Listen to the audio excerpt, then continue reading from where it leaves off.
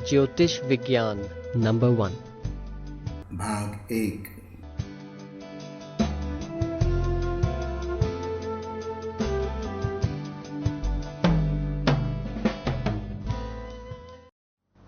ज्योतिष शायद सबसे पुराना विषय और एक अर्थों में सबसे ज्यादा तिरस्कृत विषय भी है। सबसे पुराना इसलिए कि मनुष्य जाति के इतिहास की जितनी खोजबीन हो सकी है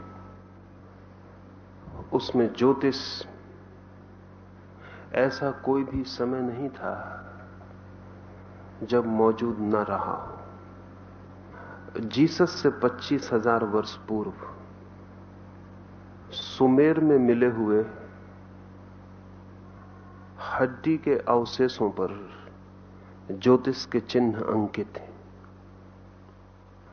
पश्चिम में पुरानी से पुरानी जो खोजबीन हुई है वो जीसस से 25,000 वर्ष पूर्व इन हड्डियों की है जिन पर ज्योतिष के चिन्ह और चंद्र की यात्रा के चिन्ह अंकित हैं।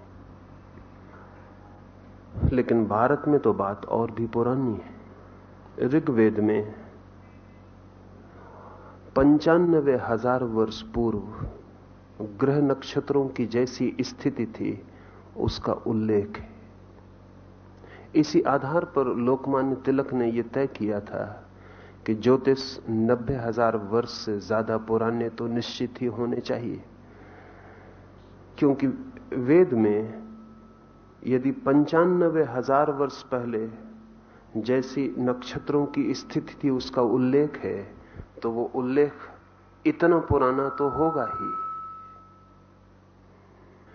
क्योंकि उस समय जो स्थिति थी नक्षत्रों की उसे बाद में जानने का कोई भी उपाय नहीं था। अब हमारे पास ऐसे वैज्ञानिक साधन उपलब्ध हो सके हैं कि हम जान सकें अतीत में कि नक्षत्रों की स्थिति कब कैसी रही होगी। ज्योतिष की सर्वाधिक गहरी मान्यताएं भारत में पैदा हुई। सच तो यह है कि ज्योतिष के कारण ही गणित का जन्म हुआ। ज्योतिष की गणना के लिए ही सबसे पहले गणित का जन्म हुआ और इसीलिए अंक गणित के जो अंक हैं वो भारतीय हैं। सारी दुनिया की भाषाओं में 1 से लेकर 9 तक जो गणना के अंक हैं वे समस्त भाषाओं में जगत की भारतीय हैं। और सारी दुनिया में 9 डिजिट 9 अंक स्वीकृत हो गए। उसका भी कुल कारण इतना है कि वे 9 अंक भारत में पैदा हुए और धीरे धीरे सारे जगत में फैल गए। जिसे आप अंग्रेजी में 9 कहते हैं वो अंग्रेजी के संस्कृत के 9 का ही रूपांतरण है।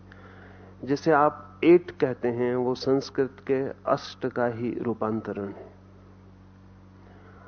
1 से लेकर 9 तक जगत की समस्त सभ्य भाषाओं में गणित के जो अंकों का प्रचलन है वो भारतीय ज्योतिष के प्रभाव में हुआ। भारत से ज्योतिष की पहली किरणें सुमेर की सभ्यता में पहुंची। सुमेरियंस ने सबसे पहले ईसा से 6,000 वर्ष पूर्व पश्चिम के जगत के लिए ज्योतिष का द्वार खोला। सुमेरियंस ने सबसे पहले नक्षत्रों के वैज्ञानिक अध्ययन की आधारशिलाएं रखी। उन्होंने बड़े ऊंचे 700 फीट ऊंचे मीनार बनाए और उन मीनारों पर सुमेरियन पुरोहित 24 घंटे आकाश का अध्ययन करते थे। 2 कारणों से। एक तो सुमेरियन को इस गहरे सूत्र का पता चल गया था कि मनुष्य के जगत में जो भी घटित होता है उस घटना का प्रारंभिक स्रोत नक्षत्रों से किसी न किसी भांति संबंधित है। जीसस से 6,000 वर्ष पहले सुमेरियंस की यह धारणा कि पृथ्वी पर जो भी बीमारी पैदा होती है, जो भी महामारी पैदा होती है, वो सब नक्षत्रों से संबंधित है। अब तो इसके लिए वैज्ञानिक आधार मिल गए हैं, और जो लोग आज के विज्ञान को समझते हैं वो कहते हैं सुमेरियंस ने मनुष्य जाति का असली इतिहास प्रारंभ किया। इतिहासज्ञ कहते हैं कि सब तरह का इतिहास सुमेर से शुरू होता है। 1920 में चिज़ेवस्की नाम के एक रूसी वैज्ञानिक ने इस बात की खोजबीन की कि जब भी सूरज पर हर 11 वर्षों में पीरियोडिकली बहुत बड़ा विस्फोट होता है। सूर्य पर हर 11 वर्ष में आणविक विस्फोट होता है। और चिज़ेवस्की ने यह खोजबीन की कि जब भी सूरज पर 11 वर्षों में आणविक विस्फोट होता है, तभी पृथ्वी पर युद्ध और क्रांतियों के सूत्रपात होते हैं। और उसने कोई 700 वर्ष के लंबे इतिहास में सूर्य पर जब भी दुर्घटना घटती है, तभी पृथ्वी पर दुर्घटना घटती है, इसका इतना वैज्ञानिक विश्लेषण किया कि स्टालिन ने उसे 1920 में उठा के जेल में डाल दिया। वो स्टालिन के मरने के बाद ही चिज़ेवस्की छूट सका, क्योंकि स्टालिन के लिए तो अजीब बात हो गई। मार्क्स का और कम्युनिस्टों का ख्याल है कि पृथ्वी पर जो क्रांतियां होती हैं उनका कारण मनुष्य के बीच आर्थिक वैभिन्न है, और चिज़ेवस्की कहता है कि क्रांतियों का कारण सूरज पर हुए विस्फोट है। अब सूरज पर हुए विस्फोट और मनुष्य के जीवन की गरीबी और अमीरी का क्या संबंध? अगर चिज़ेवस्की ठीक कहता है तो मार्क्स की सारी व्याख्या मिट्टी में चली जाती है। तब क्रांतियों का कारण वर्गीय नहीं रह जाता, तब क्रांतियों का कारण ज्योतिषीय हो जाता है।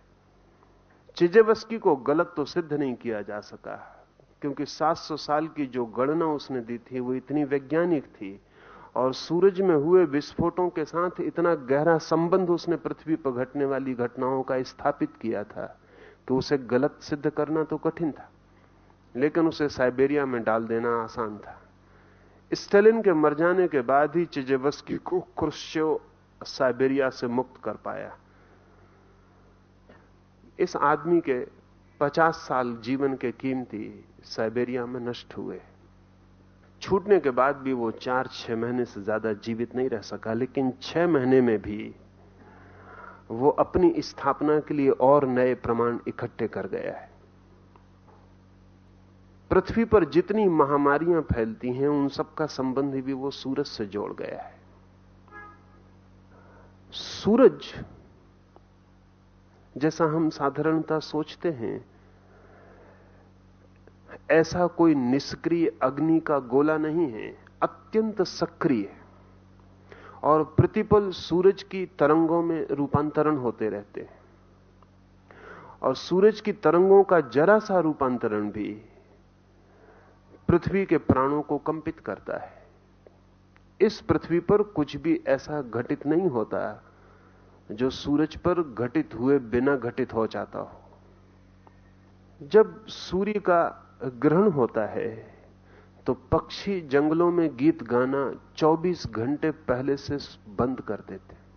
पूरे ग्रहण के समय तो सारी पृथ्वी मौन हो जाती, पक्षी गीत गाना बंद कर देते। सारे जंगलों के जानवर भयभीत हो जाते, किसी बड़ी आशंका से पीड़ित हो जाते। बंदर वृक्षों को छोड़कर नीचे आ जाते हैं, भीड़ लगा के किसी सुरक्षा का उपाय करने लगते हैं। और एक आश्चर्य की बंदर जो निरंतर बातचीत और शोरगुल में लगे रहते हैं, सूर्य ग्रहण के वक्त बंदर इतने मौन हो जाते हैं जितने साधु और सन्यासी भी नहीं होते। चिज़ेवस्की ने ये सारी की सारी बातें स्थापित की। सुमेर में सबसे पहले यह ख्याल पैदा हुआ। उसके बाद स्विस पैरासिलिसस नाम का एक चिकित्सक, उसने एक बहुत अनूठी मान्यता स्थापित की, और वो मान्यता आज नहीं कल सारे मेडिकल साइंस को बदलने वाली सिद्ध होगी। अब तक उस मान्यता पर बहुत जोर नहीं दिया जा सका, क्योंकि ज्योतिष तिरस्कृत विषय है, सर्वाधिक पुराना लेकिन सर्वाधिक तिरस्कृत। यद्यपि सर्वाधिक मान्य भी। अभी फ्रांस में पिछले वर्ष गणना की गई तो 47% लोग ज्योतिष में विश्वास करते हैं कि वो विज्ञान है, फ्रांस में। अमेरिका में मौजूद 5000 बड़े ज्योतिषी दिन रात काम में लगे रहते हैं और उनके पास इतने कस्टमर्स हैं कि वो काम निपटा नहीं पाते। करोड़ों डॉलर अमेरिका प्रतिवर्ष ज्योतिषियों को चुकाता है। अंदाज है कि सारी पृथ्वी पर कोई 78% लोग ज्योतिष में विश्वास करते हैं, लेकिन वे 78% लोग सामान्य हैं। वैज्ञानिक, विचारक, बुद्धिवादी ज्योतिष की बात सुन के ही चौंक जाते हैं। शी जुंग ने कहा है कि 300 वर्षों से विश्वविद्यालयों के द्वार ज्योतिष के लिए बंद है। यद्यपि आने वाले 30 वर्षों में ज्योतिष तुम्हारे दरवाजों को तोड़कर विश्वविद्यालयों में पुनः प्रवेश पाकर रहेगा प्रवेश, इसलिए कि ज्योतिष के संबंध में जो जो दावे किए गए थे उनको अब तक सिद्ध करने का उपाय नहीं था, लेकिन अब उनको सिद्ध करने का उपाय है। पैरासिलेसस ने एक मान्यता को गति दी और वो मान्यता ये थी कि आदमी तभी बीमार होता है जब उसके और उसके जन्म के साथ जुड़े हुए नक्षत्रों के बीच का तारतम्य टूट जाता है। इसे थोड़ा समझ लेना जरूरी है। उससे बहुत पहले पाइथागोरस ने यूनान में कोई ईसा से 6000 वर्ष पूर्व, आज से कोई 2500 वर्ष पूर्व, ईसा से 600 वर्ष पूर्व, पाइथागोरस ने प्लेनेटरी हार्मोनी, ग्रहों के बीच एक संगीत का संबंध है, इसके संबंध में एक बहुत बड़े दर्शन को जन्म दिया था। और पाइथागोरस ने जब यह बात कही थी तब वो भारत और इजिप्ट, इन 2 मुल्कों की यात्रा करके वापस लौटा था। अब पाइथागोरस जब भारत आया तब भारत बुद्ध और महावीर के विचारों से तीव्रता से आप्लावित था। पाइथागोरस हिंदुस्तान से वापस लौट के जो बातें कहा है उसमें उसने महावीर और विशेषकर जैनों के संबंध में बहुत सी बातें महत्वपूर्ण कही। उसने जैनों को जेनोसोफिस्ट कह के पुकारा है। सोफिस्ट का मतलब होता है दार्शनिक और जैनों का मतलब तो जैन। तो जैन दार्शनिक को पाइथागोरस ने जेनोसोफिस्ट कहा है। नग्न रहते हैं, इस सारी बात की है। पाइथागोरस मानता था कि प्रत्येक नक्षत्र या प्रत्येक ग्रह या उपग्रह जब यात्रा करता है अंतरिक्ष में तो उसकी यात्रा के कारण एक विशेष ध्वनि पैदा होती। प्रत्येक नक्षत्र की गति एक विशेष ध्वनि पैदा करती है और प्रत्येक नक्षत्र की अपनी व्यक्तिगत निजी ध्वनि है और इन सारे नक्षत्रों की ध्वनियों का एक तालमेल है जिसे वो विश्व की संगीत बद्धता, हार्मनी कहता था। जब कोई मनुष्य जन्म लेता है तब उस जन्म के क्षण में इन नक्षत्रों के बीच जो संगीत की व्यवस्था होती है वो उस मनुष्य के प्राथमिक सरलतम संवेदनशील चित्त पर अंकित हो जाती है। वही उसे जीवन भर स्वस्थ और अस्वस्थ करती है। जब भी वो अपनी उस मौलिक जन्म के साथ पाई गई संगीत व्यवस्था के साथ तालमेल बना लेता है तो स्वस्थ हो जाता है और जब उसका तालमेल छूट जाता है तो अस्वस्थ हो जाता है। पैरासिलस ने इस संबंध में बड़ा महत्वपूर्ण काम किया। वो किसी मरीज को दवा नहीं देता था जब तक उसकी जन्म कुंडली ना देख ले। और बड़ी हैरानी की बात है कि पैरासिलस ने जन्म कुंडलियां देखकर ऐसे मरीजों को ठीक किया जिनको चिकित्सक कठिनाई में पड़ गए थे और ठीक नहीं कर पाते थे। उसका कहना था जब तक मैं ये ना जान लूं कि ये व्यक्ति किन नक्षत्रों की स्थिति में पैदा हुआ है तब तक इसके अंतर संगीत के सूत्र को भी पकड़ना संभव नहीं है। और जब तक मैं ये ना जान लूं कि इसके अंतर संगीत की व्यवस्था क्या है तो इसे कैसे हम स्वस्थ करें क्योंकि स्वास्थ्य का क्या अर्थ है, इसे थोड़ा समझ लें। अगर साधारणतः हम चिकित्सक से पूछें कि स्वास्थ्य का क्या अर्थ है, तो वो इतना ही कहेगा बीमारी का न होना। पर उसकी परिभाषा नेगेटिव है, नकारात्मक है। और यह दुखद बात है कि स्वास्थ्य की परिभाषा हमें बीमारी से करनी पड़े। स्वास्थ्य तो पॉजिटिव चीज है, बीमारी नेगेटिव है, नकारात्मक है। स्वास्थ्य तो स्वभाव है, बीमारी तो आक्रमण है। तो स्वास्थ्य की परिभाषा हमें बीमारी से करनी पड़े, यह बात अजीब है। घर में रहने वाले की परिभाषा मेहमान से करनी पड़े तो बात अजीब है। स्वास्थ्य तो हमारे साथ है, बीमारी कभी होती है। स्वास्थ्य तो हम लेकर पैदा होते हैं, बीमारी उस पर आती है। पर हम स्वास्थ्य की परिभाषा अगर चिकित्सकों से पूछें तो वो यही कह पाते हैं कि बीमारी नहीं है तो स्वस्थ है। पैरासिलिस कहता था ये व्याख्या गलत है, स्वास्थ्य की पॉजिटिव डेफिनेशन होनी चाहिए। पर उस पॉजिटिव डेफिनेशन को, उस विधायक व्याख्या को कहां से पकड़ेंगे? तब पैरासिलिस कहता था, जब तक हम तुम्हारे अंतर्निहित संगीत को न जान लें, वही तुम्हारा स्वास्थ्य है, तब तक हम ज्यादा से ज्यादा तुम्हारी बीमारियों से तुम्हारा छुटकारा करवा सकते हैं। लेकिन हम एक बीमारी से तुम्हें छुड़ाएंगे और तुम दूसरी बीमारी को तत्काल पकड़ लोगे, क्योंकि तुम्हारे भीतरी संगीत के संबंध में कुछ भी नहीं किया जा सका। असली बात तो वही थी कि तुम्हारा भीतरी संगीत स्थापित हो जाए। इस संबंध में पैरासिलिस को हुए तो कोई 500 वर्ष होते हैं। उसकी बात भी खो गई थी। लेकिन अब पिछले 20 वर्षों में 1950 के बाद दुनिया में ज्योतिष का पुनर्आविर्भाव हुआ है। और आपको जान के हैरानी होगी कि कुछ नए विज्ञान पैदा हुए हैं जिनके संबंध में कुछ आपसे कह दूं तो फिर पुराने विज्ञान को समझना आसान हो जाएगा। 1950 में एक नई साइंस का जन्म हुआ। उस साइंस का नाम है कॉस्मिक केमिस्ट्री, ब्रह्म रसायन।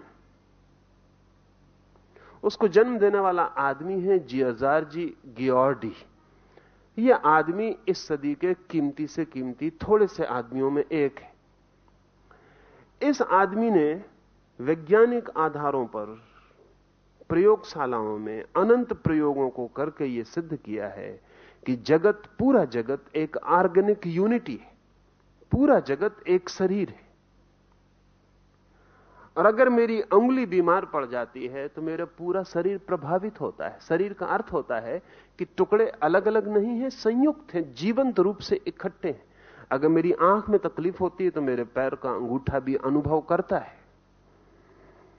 और अगर मेरे पैर को चोट लगती है तो मेरे हृदय को भी खबर मिलती है। और अगर मेरा मस्तिष्क रुग्ण हो जाता है तो मेरा शरीर पूरा का पूरा बेचैन हो जाएगा। और अगर मेरा पूरा शरीर नष्ट कर दिया जाए तो मेरे मस्तिष्क को खड़े होने के लिए जगह मिलनी मुश्किल हो जाएगी। मेरा शरीर एक ऑर्गेनिक यूनिटी है, एक एकता है, जीवंत। उसमें कोई भी एक चीज को छुओ तो सब प्रवाहित होता है, सब प्रभावित हो जाता है। कॉस्मिक केमिस्ट्री कहती है कि पूरा ब्रह्मांड एक शरीर है। उसमें कोई भी चीज अलग अलग नहीं है, सब संयुक्त है। इसलिए कोई तारा कितने ही दूर क्यों ना हो, वो भी जब बदलता है तो हमारे हृदय की गति को बदल जाता है। और सूरज चाहे कितने ही फासले पे क्यों ना हो, जब वो ज्यादा उत्तप्त होता है तो हमारे खून की धाराएं बदल जाती हैं। हर 11 वर्षों में, पिछली बार जब सूरज पर बहुत ज्यादा गतिविधि चल रही थी और अग्नि के विस्फोट चल रहे थे, तो एक जापानी चिकित्सक तोमातो बहुत हैरान हुआ। वो चिकित्सक स्त्रियों के खून पर निरंतर काम कर रहा था 20 वर्षों से। स्त्रियों के खून की एक विशेषता है जो पुरुषों के खून की नहीं है। उनके मासिक धर्म के समय उनका खून पतला हो जाता है और पुरुष का खून पूरे समय एक सा रहता है। स्त्रियों का खून मासिक धर्म के समय पतला हो जाता है, या गर्भ जब उनके पेट में होता है तब उनका खून पतला हो जाता है। पुरुष और स्त्री के खून में एक बुनियादी फर्क तोमोतो अनुभव कर रहा था। लेकिन जब सूरज पर बहुत जोर से तूफान चल रहे थे आणविक शक्तियों के, हर 11 वर्ष में चलते हैं, तो वो चकित हुआ कि पुरुषों का खून भी पतला हो जाता है। जब सूरज पर आणविक तूफान चलता है तब पुरुष का खून भी पतला हो जाता है। ये बड़ी नई घटना थी, ये इसके पहले कभी रिकॉर्ड नहीं की गई थी कि पुरुष के खून पर सूरज पर चलने वाले तूफान का कोई प्रभाव पड़ेगा। और अगर खून पर प्रभाव पड़ सकता है तो फिर किसी भी चीज पर प्रभाव पड़ सकता है। एक दूसरा अमेरिकन विचारक है फ्रैंक ब्राउन। वो अंतरिक्ष यात्रियों के लिए सुविधाएं जुटाने का काम करता रहा है। उसकी आधी जिंदगी अंतरिक्ष में जो मनुष्य यात्रा करने जाएंगे उनको तकलीफ ना हो इसके लिए काम करने की रही है। सबसे बड़ी विचारणीय बात यही थी कि पृथ्वी को छोड़ते ही अंतरिक्ष में न मालूम कितने प्रभाव होंगे, न मालूम कितनी धाराएं होंगी रेडिएशन की, किरणों की, वो आदमी पर क्या प्रभाव करेंगी। लेकिन 2000 साल से ऐसा समझा जाता रहा है अरस्तु के बाद पश्चिम में कि अंतरिक्ष शून्य है, वहां कुछ है ही नहीं। 200 मील के बाद पृथ्वी पर हवाएं समाप्त हो जाती हैं और फिर अंतरिक्ष शून्य है। लेकिन अंतरिक्ष यात्रियों की खोज ने सिद्ध किया कि वो बात गलत है।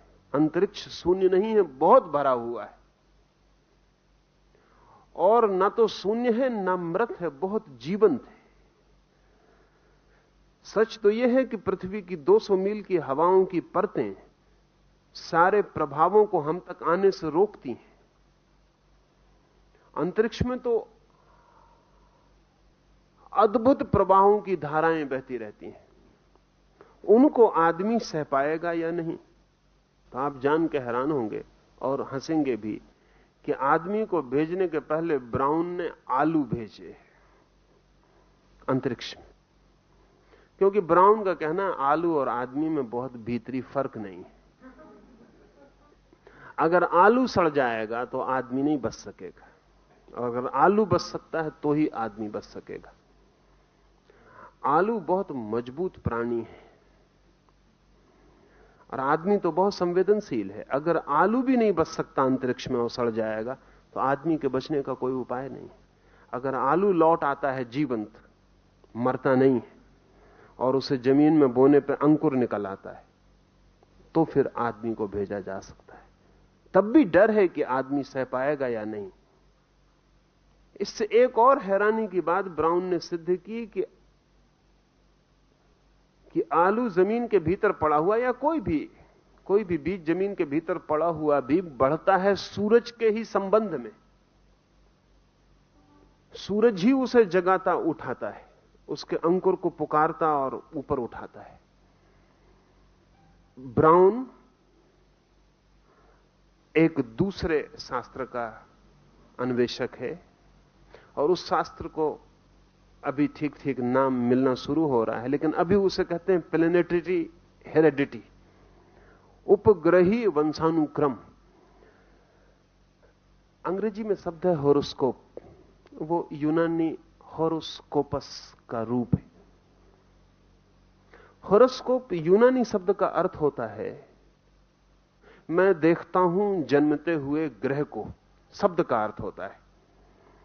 असल में जब एक बच्चा पैदा होता है तब उसी समय पृथ्वी के चारों ओर क्षितिज पर अनेक नक्षत्र जन्म लेते हैं, उठते हैं, जैसे सूरज उठता है सुबह, जैसे सुबह सूरज उगता है सांझ डूबता है, ऐसे ही 24 घंटे अंतरिक्ष में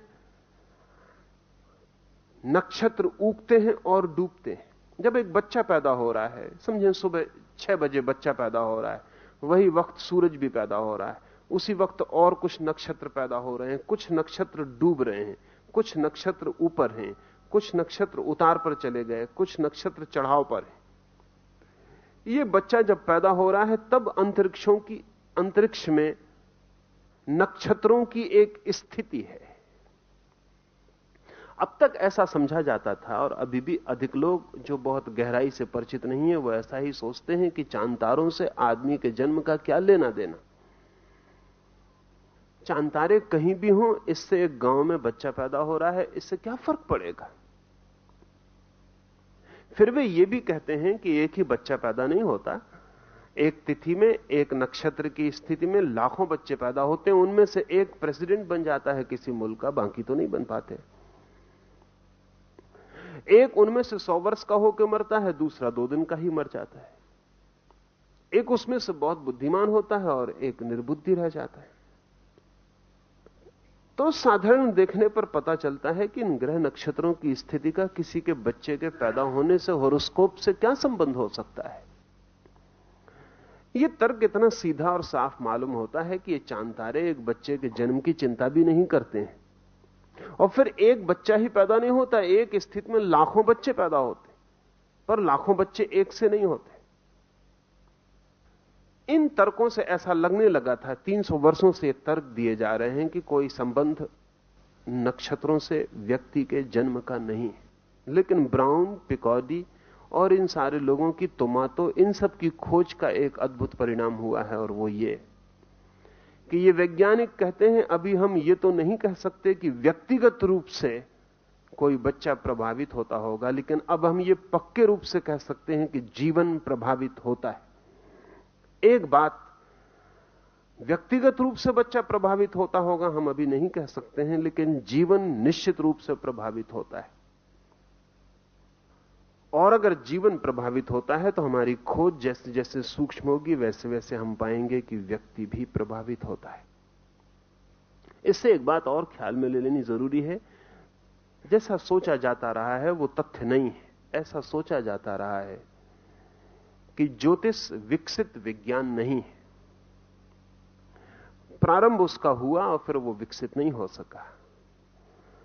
लेकिन मेरे देखे स्थिति उल्टी है। ज्योतिष किसी सभ्यता के द्वारा बहुत बड़ा विकसित विज्ञान है, फिर वो सभ्यता खो गई और हमारे हाथ में ज्योतिष के अधूरे सूत्र रह गए। ज्योतिष कोई नया विज्ञान नहीं है जिसे विकसित होना है, बल्कि कोई विज्ञान है जो पूरी तरह विकसित हुआ था और फिर जिस सभ्यता ने उसे विकसित किया वो खो गई, और सभ्यताएं रोज आती हैं और खो जाती हैं। फिर उनके द्वारा विकसित चीजें भी अपने मौलिक आधार खो देती हैं, सूत्र भूल जाती हैं, उनके आधारशिलाएं खो जाती हैं। विज्ञान आज इसे स्वीकार करने के निकट पहुंच रहा है कि जीवन प्रभावित होता है, और एक छोटे बच्चे के जन्म के समय उसकी चित्त की स्थिति ठीक वैसी होती है जैसे बहुत सेंसिटिव फोटोप्लेट की। इस पर 2-3 बातें और ख्याल में ले लें ताकि समझ में आ सके कि जीवन प्रभावित होता है, और अगर जीवन प्रभावित होता है तो ही ज्योतिष की कोई संभावना निर्मित होती, अन्यथा निर्मित नहीं होती। जुड़वा बच्चों को समझने की थोड़ी कोशिश करें। 2 तरह के जुड़वा बच्चे होते हैं। एक तो जुड़वा बच्चे होते हैं जो एक ही अंडे से पैदा होते हैं, और दूसरे जुड़वा बच्चे होते हैं जो होते तो जुड़वा हैं लेकिन 2 अंडों से पैदा होते हैं। मां के पेट में 2 अंडे होते हैं, 2 बच्चे पैदा होते हैं। कभी कभी एक ही अंडा होता है और एक अंडे के भीतर 2 बच्चे होते हैं। एक अंडे से जो 2 बच्चे पैदा होते हैं वो बड़े महत्वपूर्ण हैं, क्योंकि उनके जन्म का क्षण बिल्कुल एक होता है। 2 अंडों से जो बच्चे पैदा होते हैं वो जुड़वा हम कहते जरूर हैं, लेकिन उनके जन्म का क्षण एक नहीं होता। और एक बात समझ लें कि जन्म दोहरी बात है। जन्म का पहला अर्थ तो है गर्भाधारण। ठीक जन्म तो उस दिन होता है जिस दिन मां के पेट में गर्भ आरोपित होता है। ठीक जन्म, जिसको आप जन्म कहते हैं, वो नंबर 2 का जन्म है, जब बच्चा मां के पेट से बाहर आता है। अगर हमें ज्योतिष की पूरी खोजबीन करनी हो, जैसा कि हिंदुओं ने की थी, अकेले हिंदुओं ने की थी और उसके बड़े उपयोग किए थे, तो असली सवाल यह नहीं कि बच्चा कब पैदा होता है। असली सवाल यह है कि बच्चा कब गर्भ में प्रारंभ करता है अपनी यात्रा, गर्भ कब निर्मित होता है, क्योंकि ठीक जन्म वही है। इसलिए हिंदुओं ने तो यह भी तय किया था कि ठीक जिस भांति के बच्चे को जन्म देना हो, उस भांति के ग्रह नक्षत्र में यदि संभोग किया जाए और गर्भाधारण हो जाए तो उस तरह का बच्चा पैदा होगा। अब इसमें मैं थोड़ा पीछे आपको कुछ कहूंगा, क्योंकि इस संबंध में भी काफी काम इधर हुआ है और बहुत सी बातें साफ हुई हैं। साधारणतः हम सोचते हैं कि एक बच्चा सुबह 6 बजे पैदा होता है, तो 6 बजे पैदा होता है इसलिए 6 बजे प्रभात में जो नक्षत्रों की स्थिति होती है उससे प्रभावित होता है। लेकिन ज्योतिष को जो गहरा जानते हैं वो कहते हैं कि वो 6 बजे पैदा होने की वजह से ग्रह नक्षत्र उस पर प्रभाव डालते हैं, ऐसा नहीं। वो जिस तरह के प्रभावों के बीच पैदा होना चाहता है उस घड़ी और नक्षत्र को जन्म के लिए चुनता है। ये बिल्कुल भिन्न बात है। बच्चा जब पैदा हो रहा है, ज्योतिष की गहन खोज करने वाले लोग कहेंगे कि वो अपने ग्रह नक्षत्र चुनता है कि कब उसे पैदा होना है। और गहरे जाएंगे तो वो अपना गर्भाधारण भी चुनती है। प्रत्येक आत्मा अपना गर्भाधारण चुनती है कि कब उसे गर्भ स्वीकार करना है, किस क्षण में। क्षण छोटी घटना नहीं है, क्षण का अर्थ पूरा विश्व उस क्षण में कैसा है और उस क्षण में पूरा विश्व किस तरह की संभावनाओं के द्वार खोलता है। जब एक अंडे में 2 बच्चे एक साथ गर्भाधारण लेते हैं तो उनके गर्भाधारण का क्षण एक ही होता है और उनके जन्म का क्षण भी एक होता है। अब ये बहुत मजे की बात है कि एक ही अंडे से पैदा हुए 2 बच्चों का जीवन इतना एक जैसा होता है, इतना एक जैसा होता है कि यह कहना मुश्किल है कि जन्म का क्षण प्रभाव नहीं डालता। एक अंडे से पैदा हुए 2 बच्चे, उनका आईक्यू, उनका बुद्धिमाप करीब करीब बराबर होता है और जो थोड़ा सा भेद दिखता है वो जो जानते हैं वो कहते हैं वो हमारे मेजरमेंट की गलती के कारण। अभी तक हम ठीक मापदंड विकसित नहीं कर पाए हैं जिनसे हम बुद्धि का अंक नाप सकें। थोड़ा सा जो भेद कभी पड़ता है वो हमारे तराजू की भूल चूक है। अगर एक अंडे से पैदा हुए 2 बच्चों को बिल्कुल अलग अलग पाला जाए तो भी उनके बुद्धि अंक में कोई फर्क नहीं पड़ता है।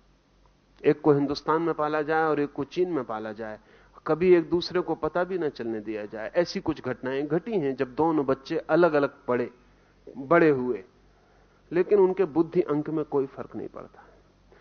बड़ी हैरानी की बात है, बुद्धि अंक तो ऐसी चीज है कि जन्म की पोटेंशियलिटी से जुड़ी है, लेकिन वो जो चीन में जुड़मा बच्चा है एक ही अंडे का, जब उसको जुकाम होगा तब जो भारत में बच्चा है उसको भी जुकाम हो जाए। आमतौर से एक अंडे से पैदा हुए बच्चे एक ही साल में मरते हैं। ज्यादा से ज्यादा उनकी मृत्यु में फर्क 3 महीने का होता है और कम से कम 3 दिन का, पर वर्ष वही होता है।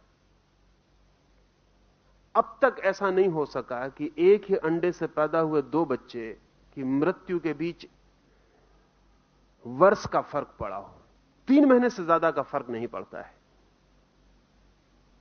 अगर एक बच्चा मर गया है तो हम मान सकते हैं कि 3 दिन के बाद और 3 महीने के बीच दूसरा बच्चा मर जाएगा। इनके रुझान, इनके ढंग, इनके भाव समानांतर होते हैं और करीब करीब ऐसा मालूम पड़ता है कि ये दोनों एक ही ढंग से जीते हैं, एक दूसरे की कॉपी की भांति होते। इनका इतना एक जैसा होना और बहुत सी बातों से सिद्ध होता है। हम सबकी चमड़ियां अलग अलग हैं, इंडिविजुअल। अगर मेरा हाथ टूट जाए और मेरी चमड़ी बदलनी पड़े तो आपकी चमड़ी मेरे हाथ के काम नहीं आएगी, मेरे ही शरीर की चमड़ी उखाड़ के लगानी पड़ेगी। इस पूरी जमीन पर कोई आदमी नहीं खोजा जा सकता जिसकी चमड़ी मेरे काम आ जाए।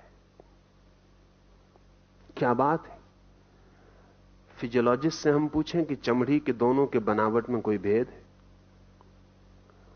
चमड़ी के रसायन में कोई भेद है, चमड़ी में जो तत्व निर्मित करते हैं चमड़ी को उसमें कोई भेद है? तो कोई भेद नहीं। मेरी चमड़ी और दूसरे आदमी की चमड़ी को अगर हम रख दें एक वैज्ञानिक को जांच करने के लिए, तो वो ये ना बता पाएगा कि दो आदमियों की चमड़ियां हैं। चमड़ियों में कोई भेद नहीं है, लेकिन फिर भी हैरानी की बात है कि मेरी चमड़ी की को दूसरे की चमड़ी नहीं बिठाई जा सकती, मेरा शरीर उसे इंकार कर देता है। वैज्ञानिक जिसे नहीं पहचान पाते कि कोई भेद है, लेकिन मेरा शरीर पहचानता है। मेरा शरीर इंकार कर देता है कि इसे स्वीकार नहीं करेंगे। हां, एक ही अंडे से पैदा हुए दो बच्चों की चमड़ी ट्रांसप्लांट हो सकती है। सिर्फ एक दूसरे की चमड़ी को एक दूसरे पर बिठाया जा सकता है, शरीर इंकार नहीं करेगा। क्या कारण होगा, क्या वजह होगी? अगर हम कहें एक ही मां बाप के बेटे हैं, तो दो भाई भी एक ही मां बाप के, उनकी चमड़ी नहीं बदली जा सकती,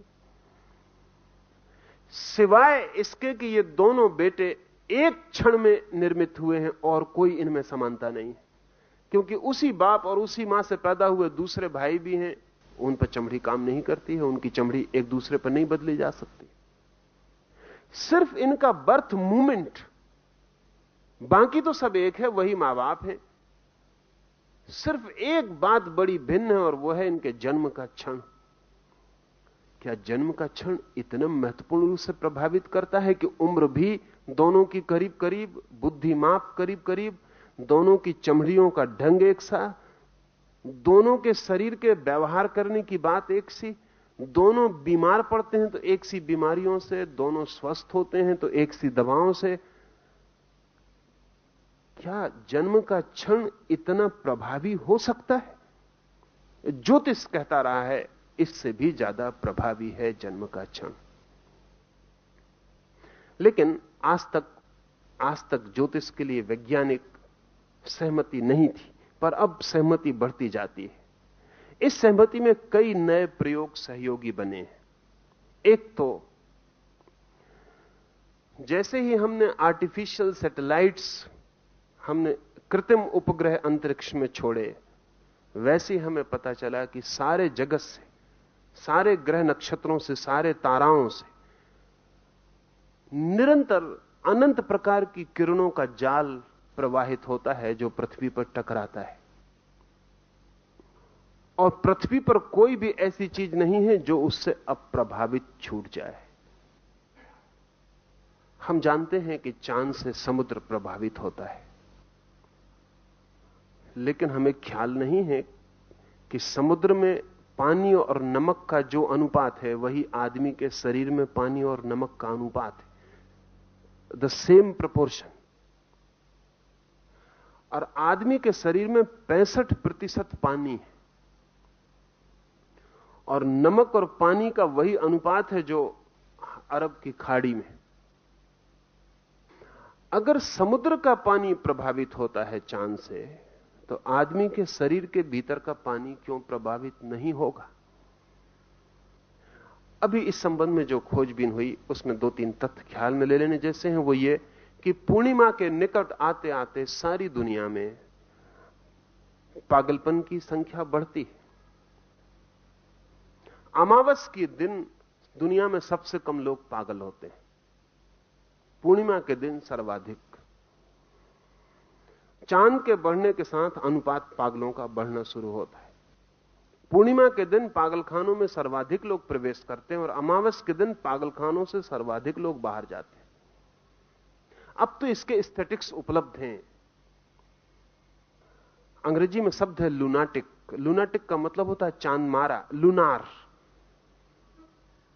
हिंदी में भी पागल के लिए चांद मारा शब्द है, बहुत पुराना शब्द। और लूनाटिक भी कोई 3000 साल पुराना शब्द है। कोई 3000 साल पहले भी आदमियों को ख्याल था कि चांद पागल के साथ कुछ ना कुछ करता है। लेकिन अगर पागल के साथ करता है तो गैर पागल के साथ नहीं करता होगा? आखिर मस्तिष्क की बनावट, आदमी के शरीर के भीतर की संरचना तो एक जैसी है। हां, यह हो सकता है कि पागल पे थोड़ा ज्यादा करता होगा, गैर पागल पे थोड़ा कम कर सकता होगा, यह मात्रा का भेद होगा। लेकिन ऐसा नहीं हो सकता कि गैर पागल पे बिल्कुल नहीं करता होगा। अगर ऐसा होगा तब तो कोई पागल कभी पागल ना हो, क्योंकि सब गैर पागल ही पागल होते। पहले तो काम गैर पागल पर ही करना पड़ता होगा चांद को। प्रोफेसर ब्राउन ने एक अध्ययन किया है, वो खुद ज्योतिष में विश्वासी आदमी नहीं थे, अविश्वासी थे। और अपने पिछले लेखों में उन्होंने बहुत मजाक उड़ाई है, लेकिन पीछे उन्होंने सिर्फ खोजबीन के लिए एक काम शुरू किया कि मिलिट्री के बड़े बड़े जनरल्स की उन्होंने जन्म कुंडलियां इकट्ठी की, डॉक्टर्स की, अलग अलग प्रोफेशंस की। बड़ी मुश्किल में पड़ गए इकट्ठी करके, क्योंकि पाया कि प्रत्येक प्रोफेशन के आदमी एक विशेष ग्रह में पैदा होते हैं, एक विशेष नक्षत्र स्थिति में पैदा होते हैं। जिससे जितने भी बड़े प्रसिद्ध जनरल्स हैं, मिलिट्री के सेनापति हैं, योद्धा हैं, उनके जीवन में मंगल का भारी प्रभाव है। वही प्रभाव प्रोफेसर की जिंदगी में बिल्कुल नहीं है। ब्राउन ने जो अध्ययन किया, कोई 50,000 व्यक्तियों का, जो भी सेनापति हैं, उनके जीवन में मंगल का प्रभाव भारी है। आमतौर से जब वे पैदा होते हैं तब मंगल जन्म ले रहा होता है। उनके जन्म की घड़ी मंगल के जन्म की घड़ी होती। ठीक उससे विपरीत जितने पैसिफिस्ट हैं दुनिया में, जितने शांतिवादी हैं, वो कभी मंगल के जन्म के साथ पैदा नहीं होते। एक आध मामले में यह संयोग हो सकता है, लेकिन लाखों मामलों में संयोग नहीं हो सकता। गणितज्ञ एक खास नक्षत्र में पैदा होते हैं, कभी उस नक्षत्र में कभी पैदा नहीं होते, कभी उस नक्षत्र में कभी पैदा नहीं होते। ये कभी एकाध के मामले में संयोग हो सकता है, लेकिन बड़े पैमाने पर संयोग नहीं हो सकता है। असल में कवि के ढंग और गणितज्ञ के ढंग में इतना भेद है कि उनके जन्म के क्षण में भेद होना ही चाहिए। ब्राउन ने कोई 10 अलग अलग व्यवसाय के लोगों का, जिनके बीच तीव्र फासले हैं, जैसे कवि है और गणितज्ञ है, या युद्धखोर सेनापति है और एक शांतिवादी बर्ट्रैंड रसल है, एक आदमी जो कहता है विश्व में शांति होना चाहिए, और एक आदमी नीत्शे जैसा जो कहता है जिस दिन युद्ध ना होंगे उस दिन दुनिया में कोई अर्थ ना रह जाएगा।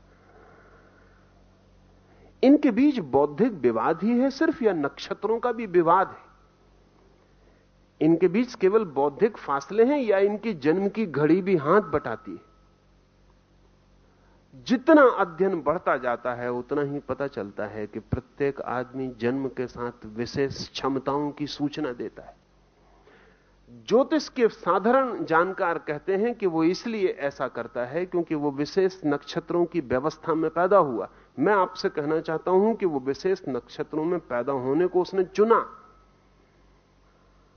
वो जैसा होना चाह सकता था, जो उसके होने की आंतरिक संभावना थी, जो उसके पिछले जन्मों का पूरा रूप था, जो उसकी संयोजित अर्जित चेतना थी, वो इस नक्षत्र में ही पैदा होगी। हर बच्चा, हर आने वाला नया जीवन इंसिस्ट करता है अपनी घड़ी के लिए, अपनी घड़ी में ही पैदा होना चाहता है, अपनी ही घड़ी में गर्भाधान लेना चाहता है। दोनों अन्योन्याश्रित हैं, इंटरडिपेंडेंट हैं। मैंने आपसे कहा कि जैसे समुद्र का पानी प्रभावित होता है, सारा जीवन पानी से निर्मित है। पानी के बिना कोई जीवन की संभावना नहीं। यूनान में पुराने दार्शनिक कहते थे पानी से जीवन, या पुराने भारतीय और चीनी और दूसरे दुनिया की मैथोलॉजीज भी कहती हैं पानी से जीवन का जन्म। आज एवोल्यूशनर को मानने वाले, विकास को मानने वाले वैज्ञानिक भी कहते हैं कि जीवन का जन्म पानी से। शायद पहला जीवन काई, वो जो पानी पर जम जाती है, वही जीवन का पहला रूप, फिर आदमी तक विकास। जो लोग पानी के ऊपर गहन शोध करते हैं वो कहते हैं पानी सर्वाधिक रहस्यमय तत्व है, और जगत से, अंतरिक्ष से तारों का जो भी प्रभाव आदमी तक पहुंचता है उसमें माध्यम पानी है। आदमी के शरीर के जल को ही प्रभावित करके कोई भी रेडिएशन, कोई भी विकिरणन मनुष्य में प्रवेश करता है।